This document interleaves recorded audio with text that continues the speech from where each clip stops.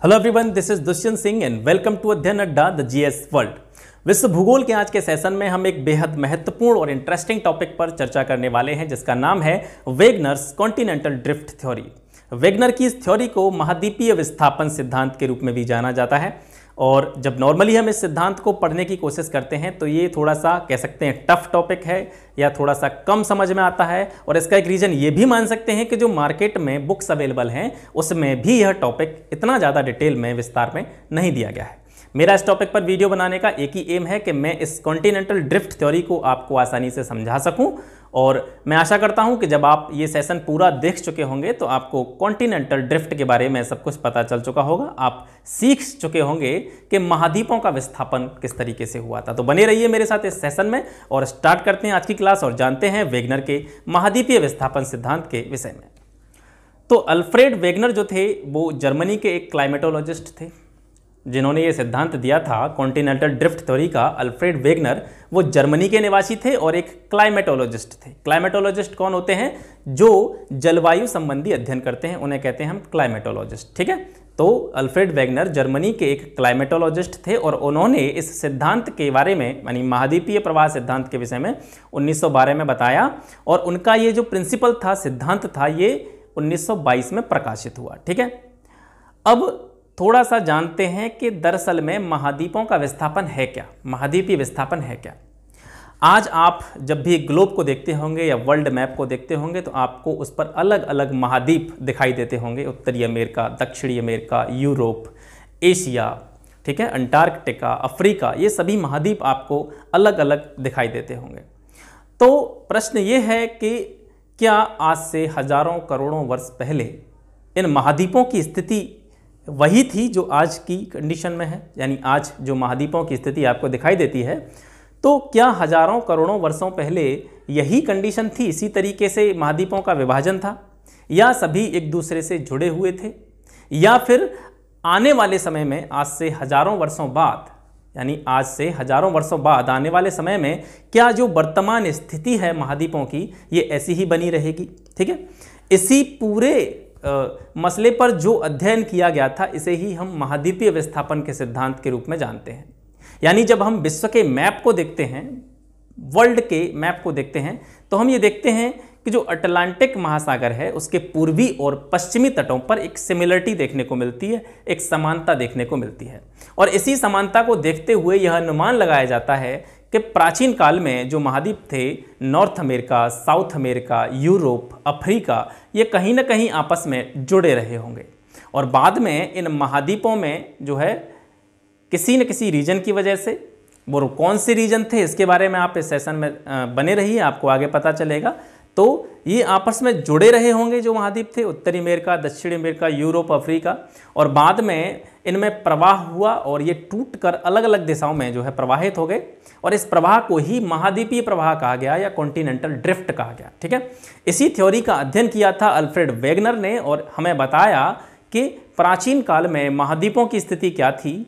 ठीक है, और बाद में जो वर्तमान स्थिति हमको देखने को मिलती है, यानी आज की डेट में जो वर्ल्ड के मैप पर या ग्लोब पर महाद्वीपों की जो स्थिति देखने को मिलती है ये किस तरीके से परिवर्तित हुई, इसी के बारे में जो अध्ययन किया था वो अल्फ्रेड वेगनर ने अध्ययन किया था और ये सिद्धांत दिया था जिसे हम कॉन्टिनेंटल ड्रिफ्ट थ्योरी के नाम से जानते हैं।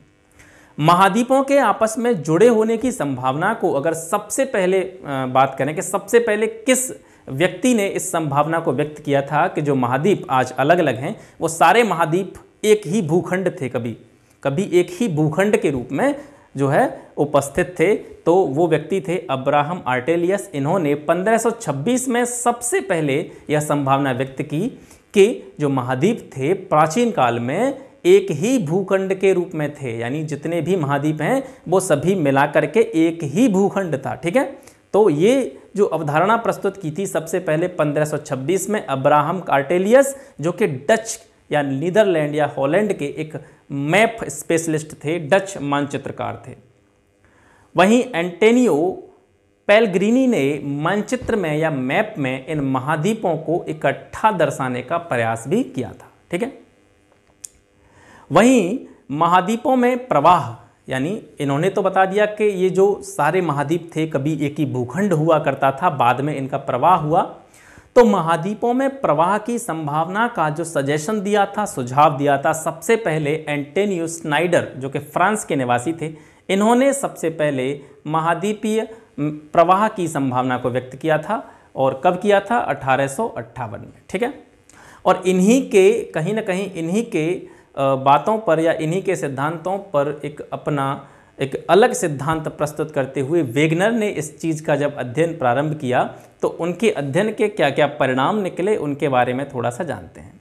वेगनर ने जब इस सारे मसले पर अध्ययन करना स्टार्ट किया तो उन्होंने ये पाया कि एक ही भूखंड में अलग अलग जलवायु कटिबंध संबंधी विशेषताएं जो है पाई जा रही हैं। उन्होंने देखा कि एक ही भूखंड में अलग अलग जलवायु कटिबंध संबंधी विशेषताएं देखने को मिल रही हैं। अब एक ही भूखंड में अलग अलग जलवायु कटिबंध संबंधी विशेषताओं से आप क्या समझते हैं कि वर्तमान में जो उष्ण कटिबंध है, उष्ण कटिबंध यानी जहाँ पर गर्मी पड़ती है वो लगभग क्षेत्र, जैसे भारत है, भारत उष्ण कटिबंध में आता है, अफ्रीका उष्ण कटिबंध में आता है, ऑस्ट्रेलिया भी उष्ण कटिबंध में आता है। ठीक है। तो ये जो क्षेत्र हैं उष्ण कटिबंध जो कि वर्तमान में है, इनमें क्या पाया गया? इनमें प्राचीन हिमानियों के निक्षेप पाए गए। जो ग्लेशियर होते हैं, हिमानी होती हैं, उनके अवशेष आज के यानी वर्तमान स्थिति में जो उष्ण कटिबंध हैं उनमें प्राचीन काल के ग्लेशियरों के निक्षेप पाए गए। अब इसके बारे में आप थोड़ा सा सोचने का प्रयास कीजिए कि जो वर्तमान में उष्ण कटिबंध है यानी गर्मी के क्षेत्र हैं, वहाँ ग्लेशियर कहाँ से आए? वहाँ पर ग्लेशियरों के अवशेषों का मिलना या ग्लेशियरों के निक्षेपों की उपस्थिति क्या प्रदर्शित करती है? ये प्रदर्शित करती है कि प्राचीन काल में कभी न कभी आज से करोड़ों वर्ष पहले इस उष्ण कटिबंध में भी लंबे समय तक शीत कटिबंधीय जलवायु रही होगी। तभी तो यहाँ पर ग्लेशियरों के निक्षेप पाए गए हैं, तभी तो यहाँ पर हिमानियों के अवशेष पाए गए हैं। ठीक है। आप समझ रहे होंगे मैं आपको क्या समझाने का प्रयास कर रहा हूँ कि वर्तमान में जो उष्ण कटिबंध हैं यानी जहाँ पे गर्मी पड़ती है, भारत हो गया, अफ्रीका हो गया, ऑस्ट्रेलिया हो गया, ये जो कंट्री हैं ये उष्ण कटिबंध क्षेत्र में पड़ते हैं और यहाँ पर हिमानियों के निक्षेप पाए जा रहे हैं। हिमानियों के निक्षेप यानी ग्लेशियरों के अवशेष पाए गए। तो इससे निष्कर्ष ये निकलता है कि आज जहाँ पर उष्ण कटिबंध है वहाँ कभी न कभी शीत कटिबंधीय जलवायु रही होगी, वो भी लंबे समय तक रही होगी, तभी तो यहाँ पर जो है हिमानियों के निक्षेप पाए जा रहे हैं। और ऐसे ही वर्तमान में जो शीत कटिबंध हैं जैसे अलास्का हो गया, साइबेरिया हो गया, अंटार्कटिका हो गया, इनके बारे में आप जानते हैं ये शीत कटिबंध क्षेत्र में पड़ते हैं। और शीत कटिबंध क्षेत्र में जब इस पूरे प्रवाह के सिद्धांत का अध्ययन किया जा रहा था तो ये पाया गया कि यहाँ पर कोयले के निक्षेप पाए गए, कोयले के अवशेष पाए गए। अब जहाँ पर गर्मी ही नहीं पड़ती है, जहाँ पर हमेशा ठंड रहती है, बर्फ़ जो है 12 महीने बर्फ़ से ढके रहते हैं जो क्षेत्र, वहाँ पर कोल की उपस्थिति क्या प्रदर्शित करती है? कोयले की उपस्थिति क्या संकेत करती है? कोयले की उपस्थिति ये संकेत करती है कि जिस जगह पर आज शीत कटिबंधीय क्षेत्र है वहाँ पर कभी न कभी उष्ण कटिबंधीय जलवायु रही होगी, वो भी लंबे समय तक। तो ये दो तरह के निष्कर्ष वेगनर ने अध्ययन करने पर पता किए कि वर्तमान में जो उष्ण कटिबंध हैं वहाँ पर कभी न कभी प्राचीन काल में करोड़ों वर्षों पहले कभी न कभी लंबे समय तक शीत कटिबंधीय जलवायु रही होगी और वर्तमान में जो शीत कटिबंध हैं वहाँ पर प्राचीन काल में लंबे समय तक उष्ण कटिबंधीय जलवायु रही होगी, क्योंकि यहाँ पर जो चीज़ें मिली हैं, यहाँ पर जो अवशेष मिले हैं, उनसे यह अंदाज़ा लगाया जा सकता है। तो इस पूरे अध्ययन के बाद में वेगनर ने दो निष्कर्ष निकाले। दो निष्कर्ष क्या निकाले कि इस तरीके से यानी उष्ण कटिबंधीय क्षेत्रों में ग्लेशियरों के निक्षेपों का पाया जाना और शीत कटिबंधीय क्षेत्रों में कोयले के निक्षेपों का पाया जाना, यहाँ से दो निष्कर्ष निकलते हैं। या तो कालांतर में यानी कि जब ये करोड़ों वर्षों पहली बात हो रही है और करोड़ों वर्षों के बाद यानी वर्तमान स्थिति तक आते आते या तो ऐसा हुआ होगा कि जो जलवायु कटिबंध थे वो स्थानांतरित हुए होंगे, जलवायु कटिबंधों में स्थानांतरण हुआ होगा। लेकिन उन्होंने अध्ययन करने पर यह पाया कि जलवायु कटिबंधों में स्थानांतरण के प्रत्यक्ष प्रमाण उनके पास उपलब्ध नहीं है। ऐसे कोई साक्ष्य ही नहीं मिल रहे कि जलवायु कटिबंधों में स्थानांतरण हुआ होगा। तो जब जलवायु कटिबंधों में स्थानांतरण नहीं हुआ तो इसका तात्पर्य क्या है? किसी न किसी चीज़ में तो स्थानांतरण हुआ होगा। तो भूखंडों में स्थानांतरण हुआ होगा या स्थलखंडों का स्थानांतरण हुआ होगा, है ना। तो जलवायु कटिबंधों में स्थानांतरण के हमको प्रमाण उपलब्ध नहीं है, तो हम यहाँ से अंदाजा लगा सकते हैं कि कहीं ना कहीं स्थलखंड या भूखंडों का स्थानांतरण करोड़ों वर्षों पहले हुआ होगा। ठीक है, क्योंकि जलवायु कटिबंध स्थिर रहे हैं। अगर जलवायु कटिबंध स्थिर रहे हैं तो स्थलखंडों का स्थानांतरण हुआ होगा। और इसी पूरे पूरे निष्कर्षों के आधार पर वेगनर ने महाद्वीपीय विस्थापन का सिद्धांत प्रस्तुत किया था। अब इस सिद्धांत के बारे में थोड़ा सा जानते हैं कि प्राचीन काल से लेकर के आधुनिक काल तक जो महाद्वीपों की स्थिति है, भूखंडों की स्थिति है, वो किस तरीके से परिवर्तित हुई। प्राचीन काल में यानी वर्तमान स्थिति में जब महाद्वीपों का जो स्थिति है महाद्वीपों की वो अलग अलग है। प्राचीन काल में जब ये सारे महाद्वीप मिलकर के एक ही भूखंड के रूप में उपस्थित थे, तो वहाँ से लेकर के और वर्तमान स्थिति तक आने तक क्या क्या प्रक्रियाएं हुई उसके बारे में थोड़ा जानने का प्रयास करते हैं। इस सिद्धांत के अनुसार कार्बोनिफेरस एरा जो था, कार्बोनिफेरस युग था, उससे पहले सभी महाद्वीप, ये वेगनर की थ्योरी है। ठीक है, ये वेगनर कह रहे हैं, वेगनर ने ये थ्योरी दी है, उसके आधार पर मैं आपको बताने का प्रयास कर रहा हूं कि जो कार्बोनिफेरस एरा था, कार्बोनिफेरस युग था, उससे पहले यानी उसके अंत से पहले, उसका बिल्कुल लास्ट होने वाला था, उससे जस्ट पहले की बात हो रही है। तो उस समय पर सभी जो महाद्वीप थे एक ही भूखंड के रूप में उपस्थित थे, जिसे पेंजिया के नाम से जाना जाता था। यानी जब सारे महाद्वीप मिलकर के एक ही भूखंड हुआ करता था, उस भूखंड को पेंजिया के नाम से जाना जाता था। और पेंजिया जो भूखंड था वो अपने चारों ओर पैंथालासा नामक सागर से घिरा हुआ था। इस इमेज में आपको, इस डायग्राम में आपको नज़र आ रहा होगा, ये जो आपको बीच में नज़र आ रहा है ये पेंजिया है। ठीक है, यानी वर्तमान में जो जितने भी आपके कॉन्टिनेंट हैं, महाद्वीप हैं, वो सारे मिलकर के एक ही थे, जिसे पेंजिया कहा जाता था। और पेंजिया के चारों ओर जो आपको जल दिखाई दे रहा है ये है पैंथालासा सागर, इसको पैंथालासा सागर के नाम से जाना जाता था। ठीक है, फिर कार्बोनिफेरस युग का जब अंत होता है या उसके अंत होने तक जो पेंजिया था, पेंजिया दो भागों में बंट चुका था, जिसमें से जो उसका उत्तरी वाला भाग था, उत्तर वाला भाग था वो लॉरेशिया था,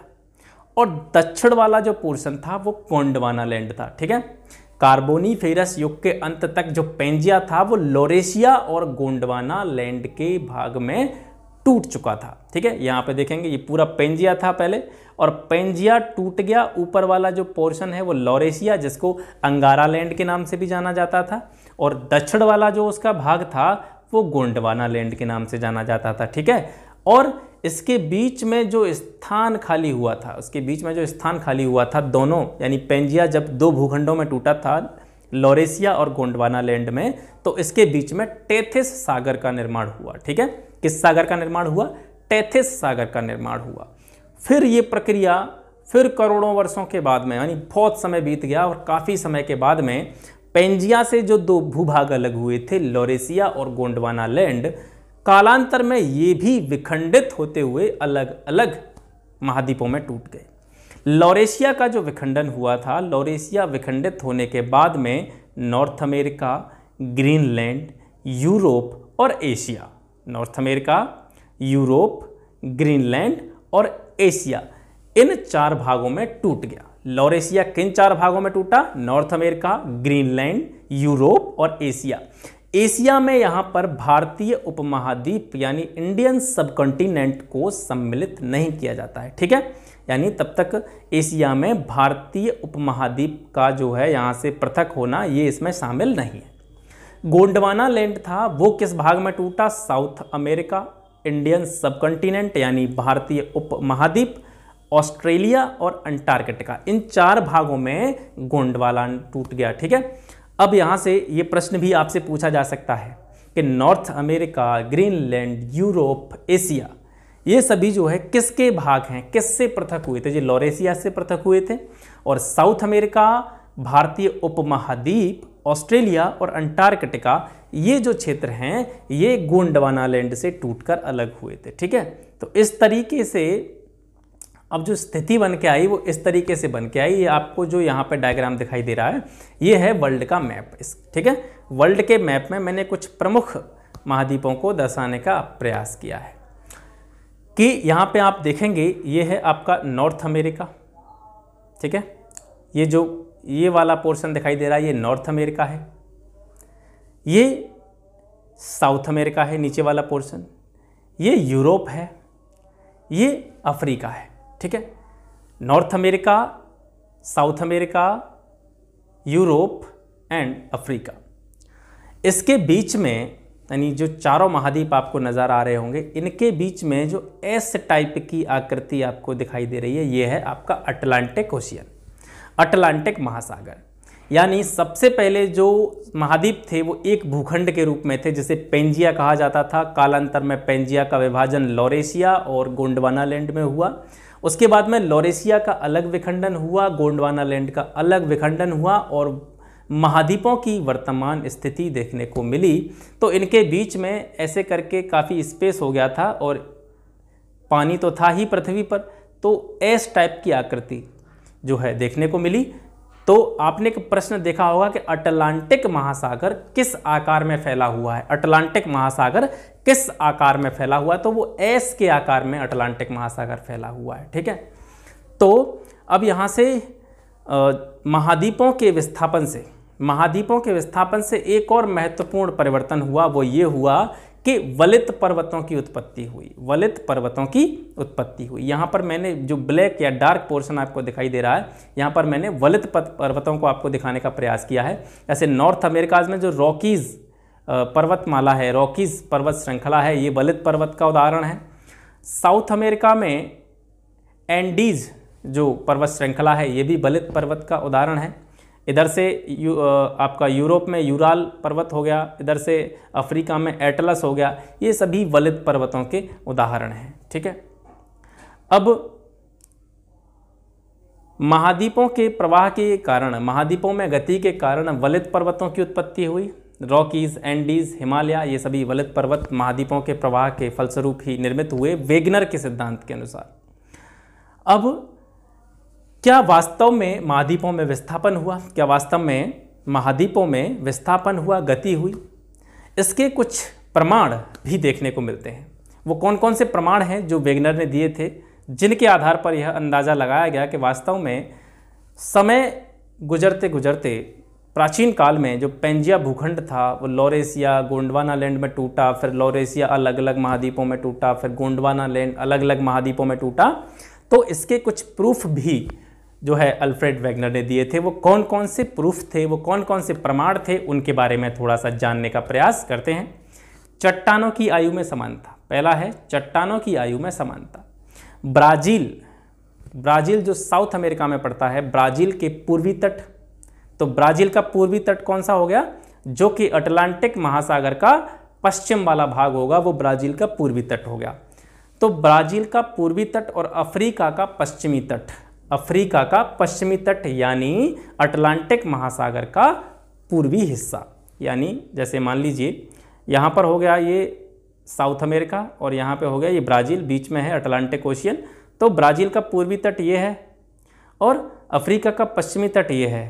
तो अटलांटिक महासागर के संदर्भ में अगर इसको जानने का प्रयास करें तो हम देखेंगे कि जो ब्राज़ील का पूर्वी तट है वही अटलांटिक महासागर का पश्चिमी तट है और जो अफ्रीका का पश्चिमी तट है वो अटलांटिक महासागर का पूर्वी तट है, ठीक है। तो अटलांटिक महासागर के दोनों किनारों पर या दोनों तटों पर ब्राज़ील और अफ्रीका, इसमें जो चट्टानें पाई गई हैं वो लगभग एक ही प्रकृति की हैं, ठीक है। जो चट्टानें ब्राज़ील के पूर्वी तट पर और अफ्रीका के पश्चिमी तट पर पाई जाती हैं उनमें समानता देखने को मिलती है। तो समानता क्यों होगी?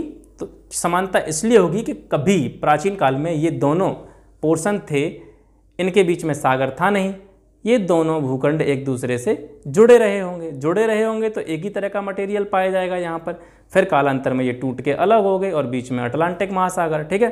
तो जब अलग अलग हो गए तो इनके तटों पर जो जिस तरीके का मटेरियल पाया जाता है वो आज भी उसी तरीके का मटेरियल पाया जाता है जो प्राचीन काल में पाया जाता था। तो ये सिद्धांत जो है वेगनर ने दिया था कि चट्टानों की आयु में समानता, अलग अलग भूखंडों की चट्टानों की आयु में समानता इस बात का संकेत है कि कभी ये भूखंड एक दूसरे से आपस में जुड़े रहे होंगे, ठीक है। आगे बढ़ते हैं। दूसरा सिद्धांत ये दिया था इन्होंने, दूसरा जो प्रमाण दिया था वो दिया था जिग्सॉ फिट सिद्धांत। जिग्सॉ फिट, इसे हम महाद्वीपीय साम्य कहते हैं। आप ध्यान से साउथ अमेरिका के मैप को और अफ्रीका के मैप को देखेंगे, या और भी एक दूसरे और भी जो आपके महाद्वीप हैं उनको गहराई के साथ थोड़ा सा गौर से एक दूसरे के साथ में कनेक्शन बनाते हुए इन्हें देखने का प्रयास करेंगे तो आपको ऐसा लगेगा कि एक ही भूखंड सा प्रतीत हो रहा है जो कहीं ना कहीं टूट गया है। तो जब आप मुख्य रूप से साउथ अमेरिका और अफ्रीका को देखते हैं और इन दोनों को जोड़ने का प्रयास करते हैं तो बिल्कुल ये सटीक एक दूसरे से चिपकते हुए या एक दूसरे में धसे हुए प्रतीत होते हैं। जैसे मान लीजिए एक कोई आकृति इस तरीके की आकृति है और यहाँ पे एक आकृति मैंने बना दी इस तरीके की आकृति, ये दोनों आकृतियाँ हो गई। तो आप इन दोनों आकृतियों को देखेंगे तो ये आकृति इसमें ऐसा लगा, आप ये महसूस करेंगे कि ये वाली जो आकृति है ये वाली, ये इसमें दूसरी वाली आकृति में अगर इसको हम जोड़ने का प्रयास करें तो इसमें ये फिक्स बैठ जाएगी। तो जिग्सॉ फिट थ्योरी ये होती है, जिग्सॉ फिट सिद्धांत इसी को कहते हैं कि मैंने इन दोनों को, ये पूरी एक ही आकृति ऐसे करके आप इसको देख लीजिए, ये पूरी एक ही आकृति है और इस एक आकृति से मैंने दो भाग तोड़कर अलग कर दिए। जब इनको मिलाएंगे तो हम ये एक ही आकृति बन जाएगी। यही स्थिति साउथ अमेरिका यानी दक्षिणी अमेरिका और अफ्रीका के साथ देखने को मिलती है। जब हम साउथ अमेरिका और अफ्रीका के मैप को देखने का प्रयास करते हैं तो हम ये समझते हैं कि दोनों महाद्वीप जो हैं कभी न कभी एक दूसरे से जुड़े रहे होंगे, क्योंकि इनका जो ये जो मैंने डार्क किया है ये वाला पोर्शन, इसको आप मिलाने का प्रयास करें तो ये इस तरीके से एक ही आकृति बन जाएगी। ठीक है, ये एक दूसरे से कभी जुड़े रहे होंगे और इसीलिए इनके तटों में जो है समानता पाई जाती है। जो चीज़ें यहाँ पे पाई जाती हैं, चाहे वो जीव जंतु हों, वनस्पति हों, चट्टानें हों, वही लगभग अफ्रीका के तटों पर पाई जाती हैं। साउथ अमेरिका के पूर्वी तटों पर और अफ्रीका के पश्चिमी तटों पर कुछ चीज़ों में जो है हमें समानता देखने को मिलती है। ठीक है, तो ये हो गया आपका जिग्सॉ फिट वाला मटेरियल। तो जब हम साउथ अमेरिका और अफ्रीका को देखते हैं तो हमें ऐसा लगता है कि ये एक ही वस्तु के दो टुकड़े हैं। और एक व्यक्ति थे बल्लर्ड ने 1000 फैदम की गहराई की तटरेखा में अटलांटिक तटों को सबसे पहले जोड़कर एक मैप तैयार किया था जो बिल्कुल सही से एक दूसरे से फिक्स हो गया था, जो सही से एक दूसरे में बिल्कुल जो है सेट हो गया था। तो बल्लर्ड ने ये प्रूफ भी दिया था वेगनर के बाद में कि ये जो महाद्वीप हैं कहीं ना कहीं एक ही दूसरे के भाग रहे होंगे। और जब उसने बिल्कुल ये मतलब जो तटरेखा हमें दिखाई देती है उस तटरेखा पर ऐसे महाद्वीपों को जोड़ने का प्रयास उसने नहीं किया था, उसने थोड़ा सा गहराई में जाके, क्योंकि कालांतर में क्या हुआ है कि जल स्तर बढ़ा है। ठीक है, ग्लेशियर पिघले हैं तो समुद्र का भी जो है जल स्तर बढ़ा है, काफ़ी ऊपर आया है। प्राचीन काल में इतना जल स्तर नहीं रहा होगा जितना वर्तमान समय में, तो वो थोड़ा सा गहराई में जाकर के उसने 1000 फैदम की गहराई में जाकर के उसने इन तटरेखाओं को जोड़ने का प्रयास किया और उसने यह निष्कर्ष निकाला कि ये जो भूखंड हैं ये कभी न कभी एक ही भूखंड के रूप में उपस्थित रहे होंगे। अगला प्रमाण है टिलाइट। सबसे पहले ये जानो कि टिलाइट क्या होता है। प्राचीन काल में जो हिमानी थी, ग्लेशियर थे, उनके जो अवशेष रह जाते थे, उन अवशेषों के जमा होने से जिस चट्टान का निर्माण होता था उसे टिलाइट के नाम से जाना जाता था। तो टिलाइट की जो है उपस्थिति भी महाद्वीपों के विस्थापन के प्रमाण के रूप में समझी जाती है। तो फाइंडिंग्स के बारे में थोड़ा सा जानते हैं कि कहाँ कहाँ पर ये टिलाइट जो है पाई गई हैं। तो भारत में जो गोंडवाना श्रेणी है उसके आधार तल में भी टिलाइट जो है पाया जाता है। अफ्रीका, फॉकलैंड जो कि साउथ अमेरिका में है, मेडागास्कर हो गया, साउथ अफ्रीका हो गया, इन सभी पर टिलाइट जो है पाए जाते हैं। यानी प्राचीन काल के ग्लेशियरों से निर्मित जो चट्टानें हैं वो इन सभी जगहों पर पाई जाती हैं, जबकि ये अलग अलग महाद्वीपों के क्षेत्र हैं। जब ये अलग अलग महाद्वीपों के क्षेत्र हैं तो फिर यहाँ पर एक ही जैसी आकृति या एक ही जैसे मटेरियल का पाया जाना कहीं ना कहीं ये संकेत करता है कि ये सारे जो भूखंड हैं कभी न कभी तो एक दूसरे से जुड़कर एक ही भूखंड के रूप में अवस्थित रहे होंगे। आगे बढ़ते हैं। जीवाश्मों की उपस्थिति भी महाद्वीपों के प्रवाह के सिद्धांत में एक अपना प्रूफ के रूप में, प्रमाण के रूप में जानी जाती है। जैसे ग्लोसोप्टेरिस एक पौधा है, मेसोसोरस और लिस्टोसोरस ये रेंगने वाले जंतुओं की प्रजातियां हैं। ये जो है पाई जाती हैं इंडिया के तटों पे भी पाए जाते हैं, ऑस्ट्रेलिया के तटों पे पाए जाते हैं, साउथ अमेरिका के तटों पे पाए जाते हैं, साउथ अफ्रीका के तटों पे पाए जाते हैं। जबकि इंडिया जो है वो एशिया महाद्वीप में पड़ता है, ऑस्ट्रेलिया महाद्वीप अलग है, साउथ अमेरिका और ये महाद्वीप जो है अमेरिका महाद्वीप में चला गया, फिर ये अफ्रीका महाद्वीप में चला गया। तो ये अलग अलग महाद्वीप हैं, अलग अलग भूखंड हैं, लेकिन इन पर जो पौधे की प्रजातियां हैं, जंतुओं की प्रजातियां हैं, ये इनके तटों पर, पूरे महाद्वीप की बात नहीं हो रही, केवल तटों पर। क्योंकि जब एक ही भूखंड से 2 भूखंड या 4 भूखंड अलग हुए, टूटकर अलग हुए, तो समानता जो है वो एक निश्चित स्थान पर रही होगी। तो जब वो बीच में से टूटा होगा तो जो सिमिलरिटियाँ थीं वो केवल उनके तटों पर ही पाई जाती हैं। तो इन जगहों पर ये जो पौधे हैं या जंतुओं की प्रजातियां हैं, India, Australia, south America, south Africa, इनके तटों पर ये जो है सिमिलरिटी पाई जाती हैं, इनके अवशेष पाए जाते हैं, फॉसिल्स पाए जाते हैं। तो ये कहीं ना कहीं इस बात की ओर संकेत करते हैं कि जो महाद्वीप आज अलग अलग स्थिति में हमें देखने को मिलते हैं, ये कभी न कभी एक ही भूखंड का हिस्सा रहे होंगे। अब सबसे अंत में बात करते हैं कि महाद्वीपों का जो विस्थापन हुआ था, महाद्वीपों का जो प्रवाह हुआ था, उस संबंध में वेगनर ने किन 2 बलों को जो है इसके लिए उत्तरदायी माना। वो कौन कौन से 2 फोर्स थे जिनकी वजह से महाद्वीपों का विस्थापन हुआ। पहला फोर्स है polar fleeing force. Polar fleeing force यानी ध्रुवीय बल। ध्रुवीय बल जो होता है ये पृथ्वी के घूर्णन से संबंधित है।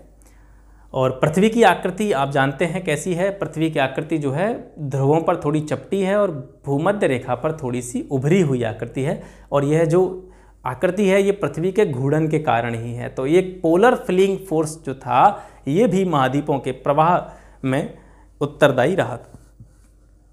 अगला बल जो वेगनर ने दिया था वो है टाइडल फोर्स, जिसे हम ज्वारीय बल के रूप में जानते हैं। ज्वारीय बल जो होता है ये सूर्य एवं चंद्रमा के आकर्षण से संबंधित है, अट्रैक्शन से संबंधित है। और इसी बल के कारण महासागरों में ज्वार पैदा होते हैं, ज्वारों की उत्पत्ति होती है। वेगनर ने माना कि करोड़ों वर्षों के दौरान ये बल प्रभावशाली होकर ही विस्थापन के लिए सक्षम हुए। तो यहाँ से आपने जाना कि वेगनर ने महाद्वीपों के प्रवाह के संबंध में किन 2 बलों को उत्तरदायी माना। तो एक तो था पोलर फ्लीइंग फोर्स यानी ध्रुवीय बल, और दूसरा था टाइडल फोर्स यानी ज्वारीय बल। इन 2 बलों को महाद्वीपों के प्रवाह के रूप में उत्तरदायी कारक माना गया। तो ये था आज वेगनर का महाद्वीपीय विस्थापन सिद्धांत, कॉन्टिनेंट ड्रिफ्ट थ्योरी। आशा करता हूँ आज की क्लास आपको पसंद आई होगी। मिलते हैं आपसे फिर अगली क्लास में एक नए टॉपिक के साथ में। तब तक के लिए जय हिंद, नमस्कार।